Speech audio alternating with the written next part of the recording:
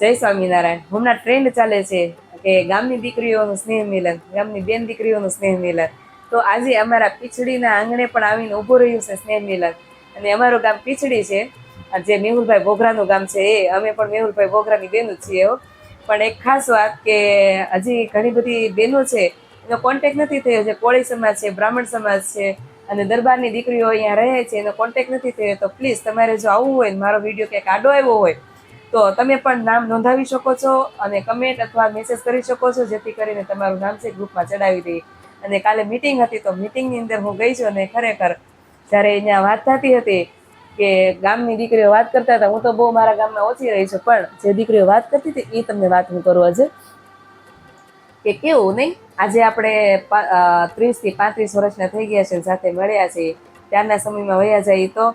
અને ખરેખર મિટિંગમાં બધી બહેનો હતી, એ ટાઈમ વાગોળતી હતો. ત્યારે એક બેન કહે છે, એક દીદી કહે છે કે સાથે ભણ્યા, સાથે રમ્યા, સાથે બાળપણ વિતાવ્યું, સાથે લગ્ન થયા, વ્રત ઉજવણા બધું સાથે થયું છે. અને આજે આપણે લગ્ન થઈ ગયા એટલે બધા છૂટા પડ્યા છીએ. અને સાથે લગ્ન થયા પછી જે મળવા આવીએ એ પણ સાથે આપણે બધું કર્યું છે.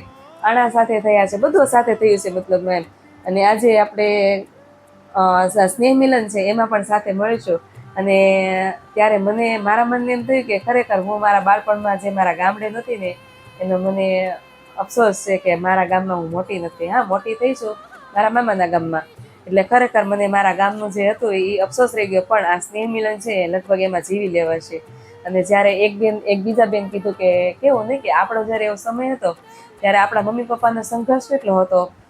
ત્યારે બહુ વરસાદ ઓછા થતા અને ત્યારે પણ ભાવ ન આપતા, અત્યારે નથી આપતા ને. મતલબ ખેડૂત ઉપરથી વાત કરી હતી કે આપણને આપણા મમ્મીએ સંઘર્ષ કરતા જોયા છે, પણ આપણી માઓ આપણે સંઘર્ષ કરતા નથી જોઈ શકતી. પણ આપણી માને સંઘર્ષમાંથી બહાર નીકળ્યા છીએ આપણી મમ્મીઓ, તો આપણે સંઘર્ષમાંથી કેમ બહાર ના નીકળી શકીએ. અને ત્યારે ખાડીએ ખોદવા જતા, મેં આગળના વિડીયો પણ કીધું છે, ખાડીએ ખોદવા જતા ત્યારે પણ આપણે સાથે જતી હોય ને તગારા ઉપાડવા, જેથી કરીને આપણા મમ્મી પપ્પા ફટાફટ ખાડીએ ખોદી ઘરે આવતા રહે.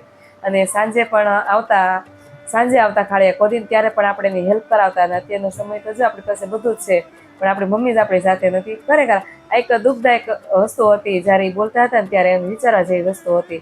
પણ જે હોય એ બધું કાલ મિટિંગમાં હતું, એ બધા મનની વાત કરતા હતા અને મનમાં જે હતું એ કાલ કાઢતા હતા. અને મને ખરેખર થયું કે મારું બાળપણ અહીંયા ઊભી અને ખિલખિલાટ કરી રહ્યું છે. અને જે દુઃખભરી કહાની છે, જે ખિલખિલાટવાળી કહાની છે, એ બેનું બધી કહી રહી હતી. અને ખરેખર આ જે મિલન છે સ્નેહનું, એ ખરેખર બેનો માટે ખૂબ જ જરૂરી હતું આ સમય. અને જેણે પણ આ સ્નેહ મિલન પહેલી વિચાર આવ્યો છે એને મારા દિલથી સલામ છે અને દિલથી થેન્ક યુ છે. કારણ કે તમે બધી ગામની દીકરીઓને ભેગી કરી છે, ગામની બહેનોને ભેગી કરી છે. મને પણ એક ટાઈમ એવું હતું કે આપણે સ્નેહ મિલન જેવું કંઈ હોતું નથી, પણ ખરેખર સ્નેહ મિલન જેવું હોય છે. કારણ કે આ સ્નેહનું નહીં, આ સ્નેહ મિલન નથી, આ સ્નેહનું મિલન છે. આ બેનોના દિલની વાતનું મિલન છે. અને જે આપણે મનની વાત ક્યાંય નથી કરી શકતા, એ બેનને કરી શકીએ, આ એનું મિલન છે. તો ખરેખર જે બેનોને પીછડીની દીકરીઓ છે, એ દીકરીઓ તો છે, સાથે સાથે ભાણકીઓને જો આવવું હોય તો મને મેસેજથી નામ તમારું કહેજો અને તમારા નંબર આપજો, અને અથવા કમેન્ટ કરજો, જેથી કરીને અમે તમારો કોન્ટેક્ટ કરી શકીએ.